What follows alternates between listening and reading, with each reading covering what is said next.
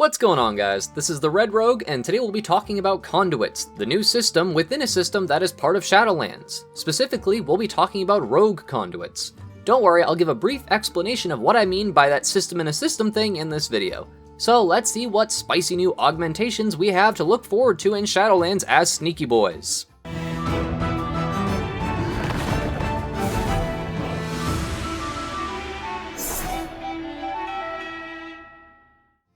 Conduits are basically kinda sorta like essences in Battle for Azeroth meets relics from Legion.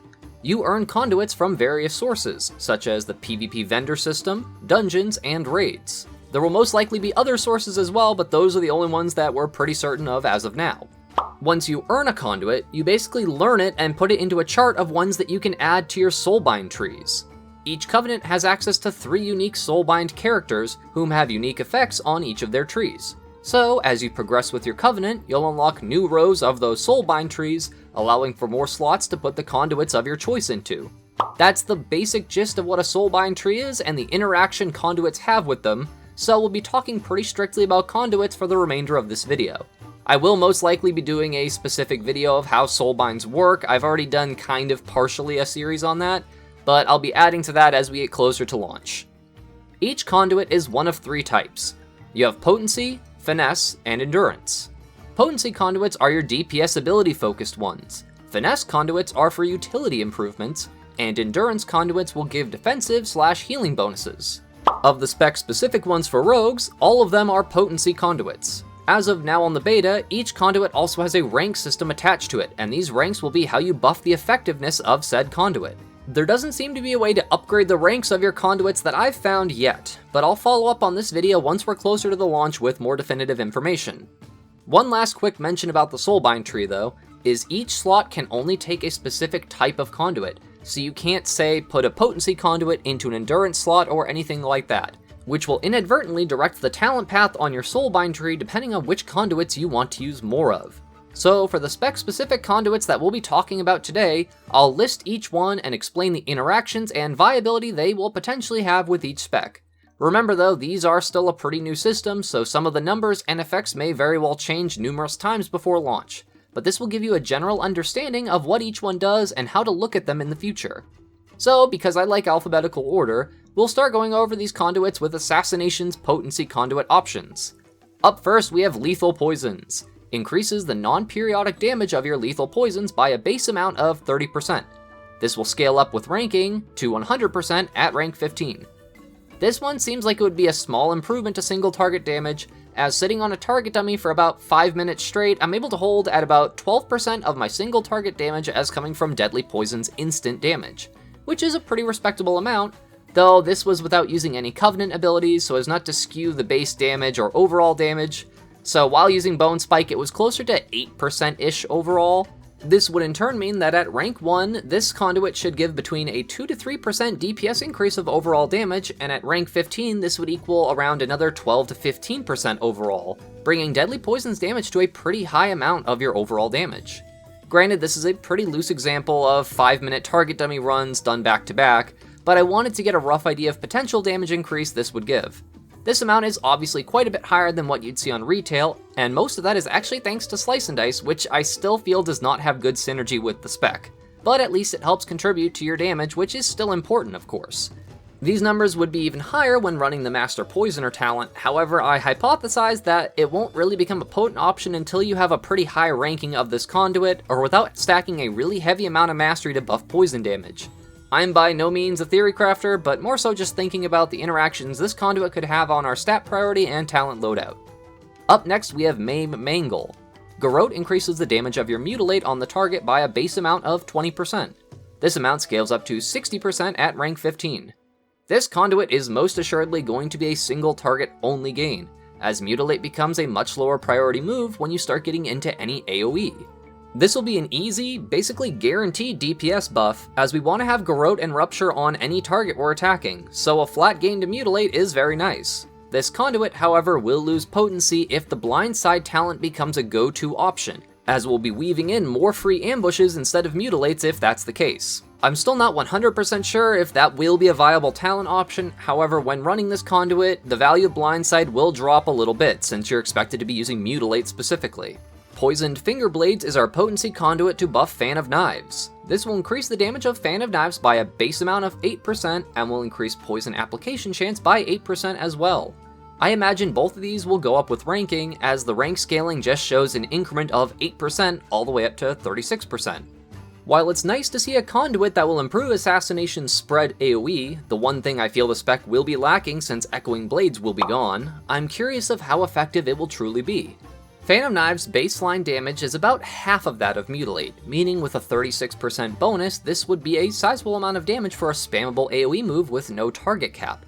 However, without the crit proc feedback loop that was caused by Echoing Blades, plus all the ways we've been able to heavily stack crit or Azurite essences that just gave us crit chance, it will require a pretty heavy amount of crit stacking or specific usage of the Master Assassin Legendary for this to generate sufficient combo points on a regular basis. Don't quote me on this one, but I vaguely recall times in Assassination's past where Fan of Knives was actually a viable generator in 1 to 2 target fights. However, I think Blizzard did something as far as tuning to prevent that from occurring, so I'll be curious to see how this conduit plays out. Again, these numbers could be tuned very easily, so it may end up changing in the future. Lastly, we have Well-Placed Steel. Shiv's damage is increased by 100 on bleeding targets, and extends the duration of your envenom by a baseline amount of 1 second, scaling up to 3 in a really weird way of fractions of seconds. If you watched my Assassination Rogue Changes video, you'll know that Shiv recently had its damage calculation fixed, and as a relatively fresh level 60 character, it does about 115 damage. So the 100 part could literally mean 100 damage, or it might just be missing a percentage symbol and it will increase to a higher amount as we gain more attack power. Adding the 100% damage would actually make it pretty close to what Toxic Blade would be dealing for damage if it still existed, as the new Shiv is calculated at 20% of attack power and Toxic Blade was calculated at around 53% of attack power in BFA. If it's literally just 100 damage, this will become a pretty negligible amount since our attack power will be scaling much higher in the future, but this is a pretty negligible amount of damage anyway, so The increased duration to Envenom will allow for a 9-second Envenom at max ranking, which will allow it to tick for the full duration of the debuff applied by Shiv. But due to the GCD, you'll really only need to hit the 2-second bonus to Envenom. I suppose it would allow for a little wiggle room if you didn't press it right away, which does give some leeway in case you need to do something else in your rotation, and it's still a DPS gain either way.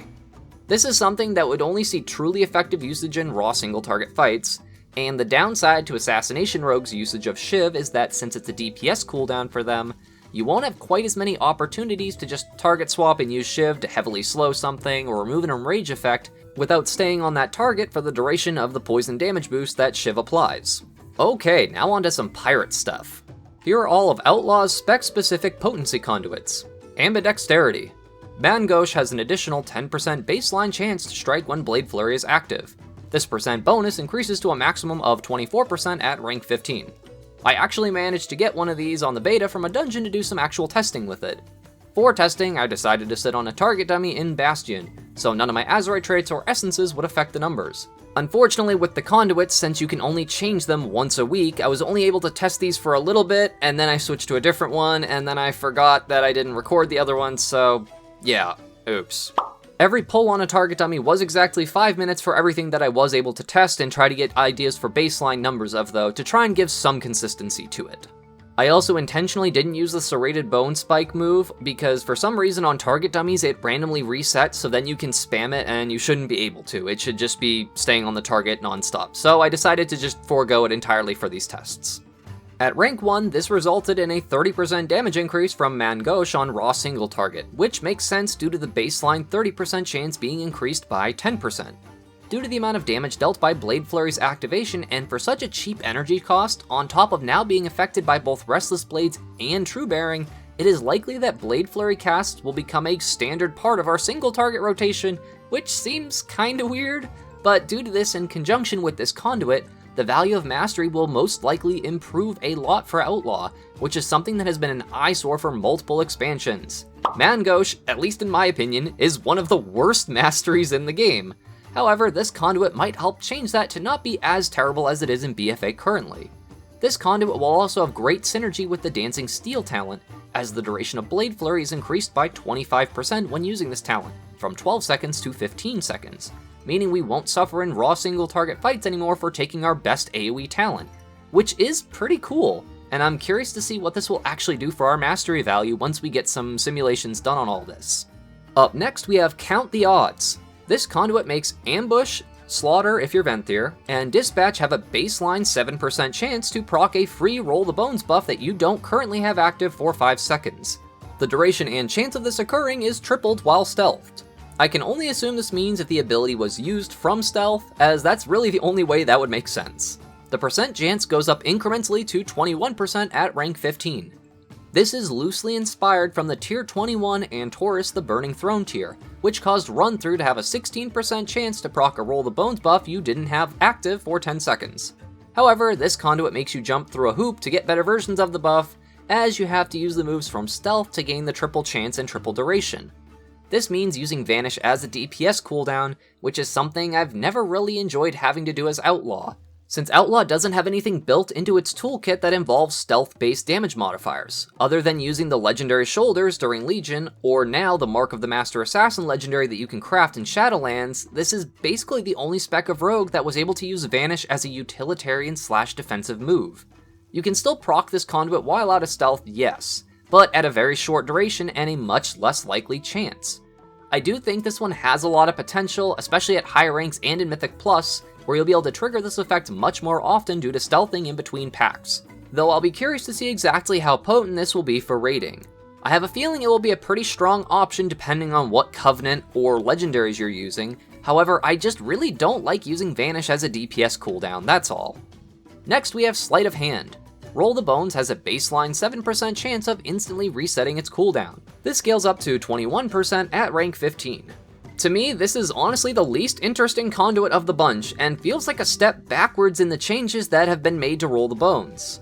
The design change of Roll the Bones was to make it a cooldown, and then there's the introduction of something to give you a semblance of bad luck protection, while these other conduits give definitive, tangible damage increases. Now, I'm not saying I like the new version of Roll the Bones being on such a long cooldown, but if that's the direction they're going with, this seems like a way to try to make amends? I don't know. Even at max rank, 21% is far too low if this were to ever be a viable conduit, and in my opinion would need to start around 25% and end closer to 50%-ish for this to feel worth taking up a conduit slot. That and Roll the Bones costs a lot of energy now, so literally 50 energy to roll, and if you wanted to re-roll immediately, that's 100 energy and you're already tapped unless you're running Vigor. Again though, these numbers aren't final, so this could change in the future, so we'll have to wait and see the viability of something like this. I'm pretty on the fence about it as of now though. Lastly, we have Triple Threat. Sinister Strike has a baseline 20% chance to strike with both weapons after it strikes an additional time. This percent chance scales up to 35% with rank 15 of this conduit. This is one I've been able to get my hands on as it was on the PvP vendor, and the results were very interesting. I don't know if this one's working 100% the way it should, but if it is, then it's kinda silly what can happen when using it. Basically, when your Sinister Strike procs, you get a freebie dual attack hit, which is simple enough. The weird part is that I think this dual strike freebie hit uses the same chance of the free hit to potentially cause another free hit, and another, and another. It's not very common for it to do it that many times in a row, but I've literally had some times while testing that I was just spending combo points while still earning them from the free hits that were still triggering. It was kinda nuts. I am itching to get my hands on the Guile Charm Legendary or Concealed Blunderbuss to use in conjunction with this conduit. However, one thing I seem to notice from the testing I was doing is I was actually able to do more damage without using any pistol shot procs at all. Even when running Quick Draw, it seemed to break even at best. I also swapped over to using Vigor and Weapon Master, and that seemed to give me the highest damage of the combinations I tested, though there is a bit of speculation tied to this conduit as of now. I'm not entirely sure if it's meant to proc off of itself, but if so, wow, can this thing do some damage if that's intentional, and it can generate a ton of combo points. And Subtlety, our sneakiest boys of them all. Deeper Daggers. Eviscerate and Shadow Vault increase your shadow damage dealt by a base amount of 30% for 5 seconds. This value increases to a whopping 150% at rank 15. This is a strong sounding conduit since both Eviscerate and Shadow Vault deal an additional 50% damage as Shadow as long as Find Weakness is on the target. This will definitely require a consistent rotation being done to make sure Find Weakness is persistent on your target with the new way it works, which if you haven't seen the general changes to subtlety video I did, I have a video covering that and I'll link it right about now. I think this will be a very strong conduit.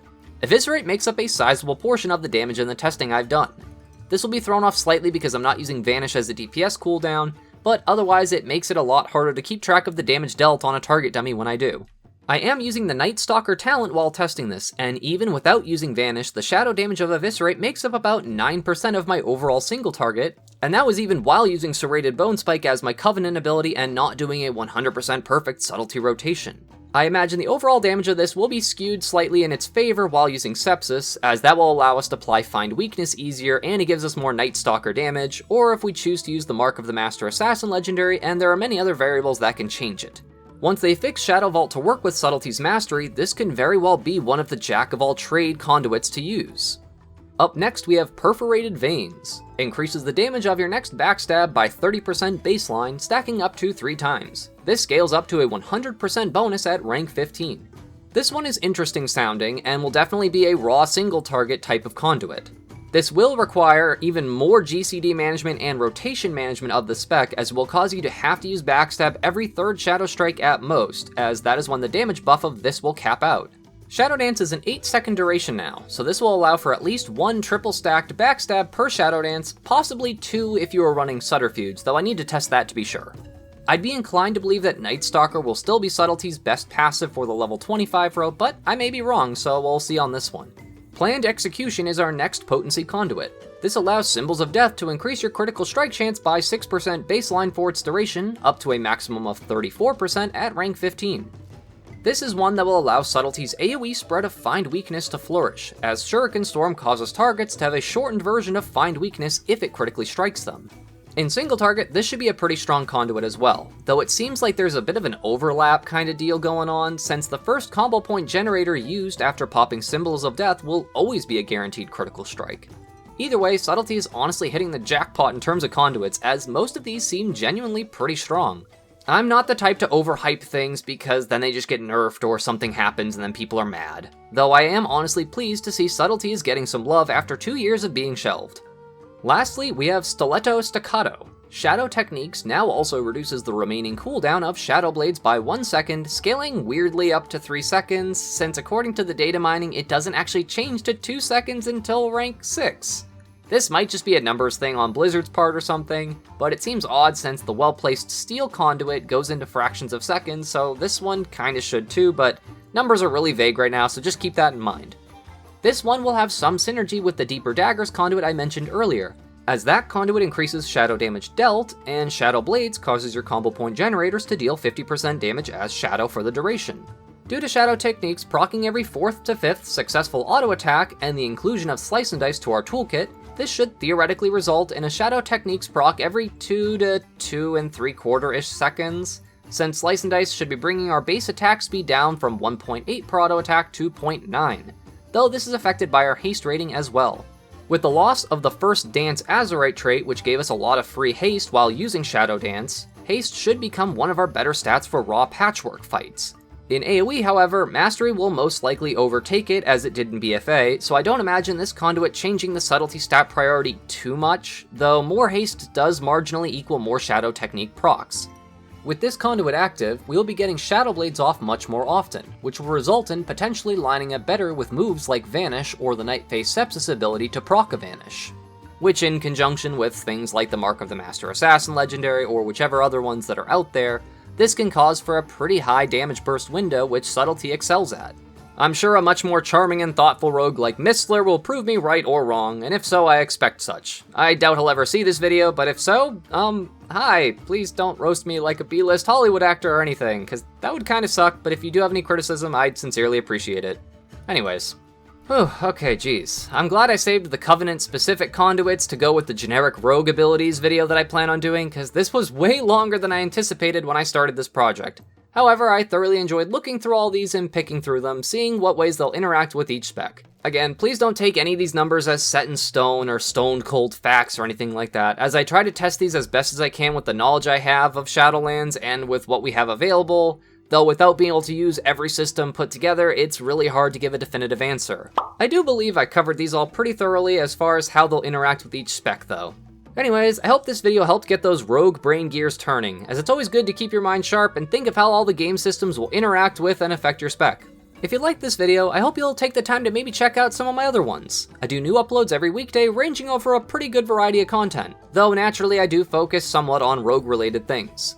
For all my regular viewers out there and subscribers, I just want to say thank you for taking the time for a smaller channel like this one. I genuinely do try my best to put out accurate and informative content, but if you ever catch me in a goof, please don't hesitate to correct me. The last thing I would want is to give you all incorrect information, so if it means calling me out, don't worry, I won't take offense. Oh, and I guess I should mention I do have a Twitter account thing for the channel, which you can contact me at Zero the Red Rogue. Rhett is an ultra sneaky boy because he found this out without me ever mentioning it, so kudos to him. Thank you all so much for watching. This is the Red Rogue, and I'll see you guys around.